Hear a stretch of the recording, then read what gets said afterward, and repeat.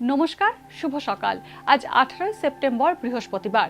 পঞ্জিকা অনুসারে আজ আশ্বিন কৃষ্ণা দ্বাদশী তিথি।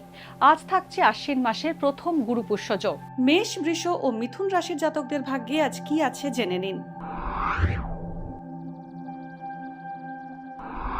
মেষ রাশি, শত্রুরা আজ নানাভাবে আপনাকে সমস্যায় ফেলার চেষ্টা করবে। নিজের স্বাস্থ্যের যত্ন নিন। আজ পড়াশোনায় ভালো ফল পাওয়ার সম্ভাবনা আছে। কাউকে আর্থিক সাহায্য করার আগে সব দিক ভালো করে ভেবে নিন। ব্যবসায়ীদের আজ মুনাফা ভালো হবে। চাকরি পরিবর্তন না করাই ভালো। বৃষ রাশি, অপ্রত্যাশিত ক্ষেত্র থেকে অর্থ লাভের সম্ভাবনা রয়েছে।